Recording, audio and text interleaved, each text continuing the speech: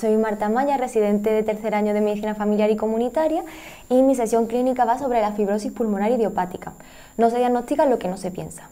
En atención primaria tenemos las enfermedades respiratorias crónicas más prevalentes, que son el asma y el EPOC, pero existe un grupo de pacientes que tienen características clínicas y espirométricas diferentes, y además un grupo de pacientes no desdeñable en el que el retraso diagnóstico condiciona un peor pronóstico.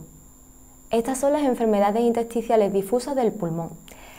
Las enfermedades intersticiales constituyen un grupo muy heterogéneo de afectaciones que tienen una serie de características clínicas, radiológicas y anatomopatológicas en común, en la que tenemos una afectación de todas las estructuras alveolos intersticiales.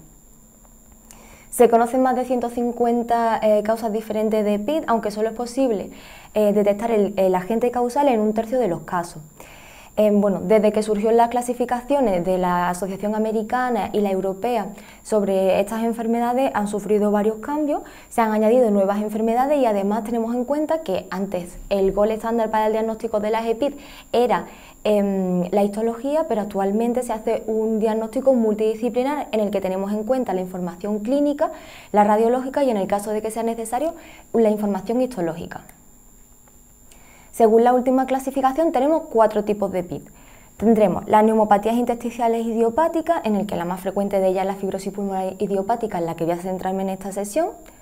Después tenemos todas las enfermedades de causa conocida, como por ejemplo las asociadas a enfermedades del colágeno, las relacionadas con una hipersensibilidad, neumonitis por hipersensibilidad, por los fármacos. Un tercer grupo, que son aquellas que tienen una entidad con una histología propia y una enfermedad algunas no bien definidas, como pueden ser, por ejemplo, linfangioliomatosis, la proteinosis alveolar, la amiloidosis y finalmente el grupo de neumonías intersticiales granulomatosas, como puede ser la sarcoidosis y la que se deben a micobacterias y a hongos. Yo voy a centrarme en la fibrosis pulmonar idiopática, que es una neumopatía intersticial fibrosante, crónica, que se limita únicamente al pulmón, de causa desconocida y que afecta a personas mayores de 50 años, asociando un patrón radiológico y o histológico de neumonía intersticial usual, lo que se conoce como NIU. Como ya hemos dicho, es la neumopatía intersticial más frecuente, su etiología es desconocida, pero sí que se relaciona con una serie de factores exógenos, como puede ser el tabaquismo, contaminación ambiental, exposición a sílice o metales, algunas infecciones víricas y el reflujo gastroesofágico. Todos estos factores externos pueden causar una reacción inflamatoria a nivel alveolar, en el que en el último proceso, como proceso de reparación, aparece la fibrosis de la patología. Con respecto a la epidemiología, a la incidencia, la bibliografía que he consultado tiene incidencias que son muy variables. Estamos hablando de una incidencia de entre 4,6 hasta 16,6 casos por cada 100.000 habitantes. Esto tiene relación con las exposiciones medioambientales y también con la capacidad de diagnóstico, puesto que el país donde más fibrosis pulmonar hay es Estados Unidos, que tiene esta incidencia de 16,3. Yo creo que se debe un poco eso, a la capacidad diagnóstica. En España se diagnostican entre 7 y 8 casos por cada 100.000 personas. Por lo tanto, debemos tener en cuenta que, aunque parezca una enfermedad rara, no lo es tanto, ya que no cuadraría con la definición de enfermedad rara, que sería una incidencia menor de 5 casos por cada 100.000 habitantes. Es más prevalente en hombres y la edad media de presentación suele ser los 60 años. Con respecto a las manifestaciones clínicas, por eso debemos estar atentos y por eso no se nos debe pasar en la consulta pensar en esto cuando tenemos un diagnóstico diferencial, es que las manifestaciones clínicas son frecuentes. La disnea, que suele ser una disnea de esfuerzo, la tos, que suele ser una tos irritativa y seca, que se encuentra en el 55% de los casos, los crepitantes inspiratorios vivasales de tipo velcro, que aparecen hasta en el 90% de los casos, y la acropaquia.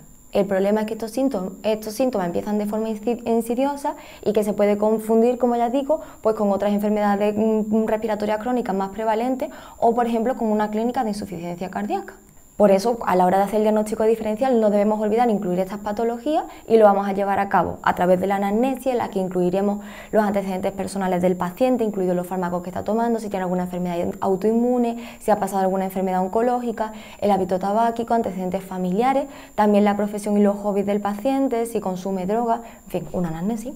Y después procederemos a la exploración física, donde yo creo que debemos centrarnos en buscar esos signos que nos orientan también a otras patologías, como puede ser, por ejemplo, la ingurgitación yugular, el edema en miembros inferiores o otras lesiones cutáneas, por ejemplo, que nos sugieran que nos podemos estar encontrando ante una enfermedad autoinmune. Y finalmente, pues las pruebas complementarias, en las que nosotros desde atención primaria podemos solicitar el electrocardiograma, una analítica, aunque, bueno, por ejemplo, el tema de la solicitud del ProBNP, que en atención primaria está limitado, esto también puede hacer que el pronóstico, que el diagnóstico de esta patología se retrase, porque si un paciente, por ejemplo, si nosotros pensamos de forma inicial en una insuficiencia cardíaca, no podemos pedir el ProBNP, el paciente debe ser derivado a la consulta de cardiología, ser valorado por el cardiólogo, posteriormente a lo mejor es necesario, bueno, hacerle la analítica con el ProBNP y el ecocardiograma. Entonces todos estos son meses que se van sumando a la hora del diagnóstico de la enfermedad. Después, bueno, podemos solicitar la radiografía de tórax, las pruebas funcionales respiratorias, las que voy a mencionar sobre todo dos, la espirometría y el test de la marcha, y también tenemos la posibilidad de hacer un ensayo terapéutico. Bueno, voy a empezar hablando de las pruebas funcionales respiratorias. Como ya sabemos, la espirometría forzada va a ser nuestra prueba básica, en la que nosotros vamos a obtener tanto volúmenes como la curva de flujo-volumen. Es una técnica sencilla, rápida, asequible, segura. El problema de la espirometría es que ahora con el tema del coronavirus no se pueden realizar en los centros de atención primaria y se está llevando a cabo un retraso diagnóstico también en este sentido, ¿no? De que se tarda más en hacer una espirometría porque ya no tenemos esa posibilidad de atención primaria y el paciente debe ser derivado a nivel hospitalario, lo que he mencionado, tanto volúmenes como cifras de volumen. Entonces, con la espirometría nosotros podemos obtener una serie de patrones espirométricos, pues el obstructivo, el restrictivo, uno mixto, pero nos vamos a centrar en el restrictivo, que sería lo que tienen los pacientes con una fibrosis pulmonar, en el que la capacidad vital forzada estará por debajo del 80% y habrá una relación entre el FEV1 y la capacidad vital forzada que será normal o aumentada. Además, en la gráfica de la curva, en el flujo volumen, la forma de la curva va a ser la misma que la normal, pero con los volúmenes reducidos, que se diferencia del patrón obstructivo donde hay una caída después del pico máximo. Aquí tenemos un ejemplo de un patrón restrictivo, con una relación entre la capacidad vital, entre el FEV1 y la capacidad vital forzada por encima de 85, 0,92, y una capacidad vital forzada por debajo del 80%, 66,8. No debemos olvidarnos que a la hora de realizar la espirometría, bueno, dependiendo también de la clínica, si una de nuestras sospechas diagnósticas es el asma, se debe realizar también la prueba broncodilatadora, porque si no también nos vamos a quedar ahí cortos. Y bueno, del test de la marcha yo quería mencionarlo porque bueno, es un test ampliamente reconocido, estandarizado, que tiene una aproximación a la capacidad del ejercicio del paciente. Esta prueba normalmente se suele realizar en el servicio de neumología a nivel hospitalario. Se relaciona con el consumo de oxígeno pico, con la calidad de vida, con el grado de la disnea, la capacidad del paciente para realizar actividades básicas de la vida diaria y la supervivencia. Consiste en hacer caminar al paciente por un pasillo de 30 metros, plano, sin obstáculos, impidiendo la saturación de oxígeno y la frecuencia cardíaca a lo largo del tiempo. Veremos cuánto es la distancia recorrida y cómo han ido variando estas constantes a lo largo del tiempo. Ahí sería la plantilla cómo hay que hacerlo, etc. Entonces, para hacer esta prueba necesitamos una serie de condiciones. Unas condiciones del medio que son las que ya he mencionado sobre el pasillo de 30 metros, unas condiciones del paciente que tiene que venir con una ropa y calzado adecuado, utilizando el bastón o el andador si el paciente lo utiliza habitualmente, y unas características del profesional que tiene que tener una formación adecuada y experiencia realizando la prueba.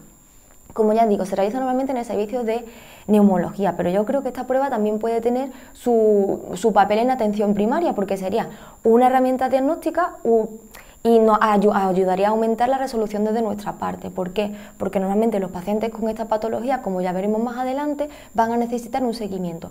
Bueno, pues puede que el seguimiento se retrase, que el paciente presente una clínica nueva y quizás previo a ponernos en contacto con el servicio de neumología, nosotros mismos podríamos realizar esta prueba de la marcha, pues para ver si ha disminuido la capacidad del paciente, la capacidad física del paciente. Además, por ejemplo, cuando tenemos un paciente que refiere constantemente disnea de esfuerzo, nosotros le medimos la saturación basal en la consulta y el paciente tiene la saturación de oxígeno bien. Pues quizá a través de esta prueba también podemos detectar a aquellos pacientes que presenten insuficiencia respiratoria con el ejercicio. Bueno, y para completar el diagnóstico de las EPID, pues necesitaríamos dos pruebas complementarias más, que estas sí que se hacen a nivel hospitalario, que sería la pretismografía, con lo que vamos a obtener el volumen residual y la capacidad pulmonar total, y la capacidad de transferencia de monóxido de carbono, que nos habla sobre el estudio del intercambio gaseoso, que va a estar alterada en pacientes con patrón intersticial o con un tipo de enfisema, en el que los valores normales están entre el 80 y el 120%. Pues, como ya digo, para los pilares del diagnóstico, las pruebas funcionales respiratorias y las pruebas de imagen. ¿Cuál podemos solicitar en atención primaria? La radiografía simple, en la que tenemos que estar pendientes porque muchas veces los patrones intersticiales se escapan. El patrón intersticial aparece como un engrosamiento del intersticio, que en el caso de que sea lineal estaremos hablando de que existe un patrón lineal, y en el caso de que la afectación del intersticio sea irregular aparecerá un patrón nodular. Y esto nosotros lo vamos a ver en la radiografía como puntos y rayas, como se ven en estas imágenes.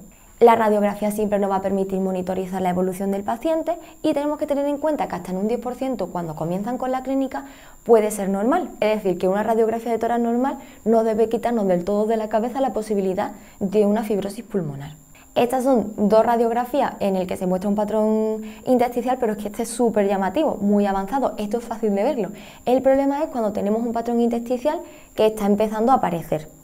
Entonces, en ese caso tenemos que estar pendientes, compararlo con radiografías previas, porque muchas veces pasa desapercibido y pensamos que bueno, es que la técnica es diferente porque la radiografía está sucia. Tenemos que intentar que no se nos escapen los patrones intersticiales en el inicio. El gol estándar para el diagnóstico de las neumopatías intersticiales va a ser el TAC de alta resolución, que es la técnica de elección. Esa no la podemos solicitar en atención primaria, sino que se hará en un segundo nivel asistencial y que va a ser anormal prácticamente en todos los pacientes que tengan EPI. De nuevo, un TACAR normal puede no ser totalmente excluyente de una EPI.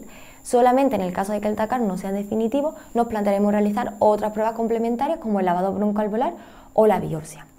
En el TACAR, en la fibrosis pulmonar idiopática, lo que vamos a ver son unos criterios definitivos posibles o inconsistentes de NIU, de una neumonía intersticial usual. Entonces, por ejemplo, los criterios definitivos, pues que sea un predominio basal, con alteraciones reticulares, que haya desaparición del panal de abeja, con bronquiectasia de tracción y ausencias de las inconsistentes que ahí están. Entonces, aquí vemos un ejemplo claro, se ve perfectamente cómo hay un predominio basal de las alteraciones, se ve el panal de abeja, el patrón reticular, y aquí este TAC sería definitorio de fibrosis pulmonar idiopática. Como ya digo, que no muestra un patrón claro, pues entonces podríamos realizar una biopsia pulmonar, que sería una biopsia quirúrgica, no transbronquial, y si fuera necesario, pues realizar un lavado broncoalveolar. Bueno, pues ya con las pruebas funcionales respiratorias y con la radiografía, bueno, y con las pruebas de imagen ya vamos a tener el diagnóstico y podemos establecer una serie de factores pronósticos que se van a basar principalmente en el grado de disnea, en la capacidad de difusión del monóxido de carbono, si se desatura el paciente en el test de la marcha, la extensión de la fibrosis en el TACAR y si existe hipertensión pulmonar. Importante sobre todo nosotros tenerlo en cuenta porque estos pacientes también van a estar con nosotros en nuestra consulta, que los pacientes que presenten enfisema van a tener un peor pronóstico porque tienen mayor riesgo de hipertensión pulmonar y de cáncer de pulmón. Entonces tenemos que estar pendientes. Como ya digo, estos pacientes se les irá siguiendo cada 3-6 meses dependiendo de la clínica, si es leve o es más moderada, y en el seguimiento pues también tenemos una serie de factores que nos van a decir que el paciente está empeorando. El más importante es el descenso de la capacidad vital forzada por debajo al 10%, pero bueno, ahí tenemos otro, ¿no? que en el test de la marcha desciende la capacidad recorrida en 50 metros, que aumente la disnea. Entonces todo esto, como ya digo, si el paciente entre medias de las revisiones por neumología presenta un empeoramiento de la clínica o viene otra vez con sintomatología, nosotros mismos a través de una radiografía, no tiene por qué ser porque la prueba de imagen será si hay un importante cambio en la sintomatología, pero bueno, si lo hubiera, podemos hacer nosotros mismos la espirometría, podemos hacer nosotros mismos la radiografía y podemos hacer nosotros mismos el test de la marcha. Si hay algún cambio importante, entonces ya sí que podríamos contactar con el servicio de neumología. Yo creo que de esta forma aumentamos nuestra capacidad de resolución y también descongestionamos las consultas hospitalarias.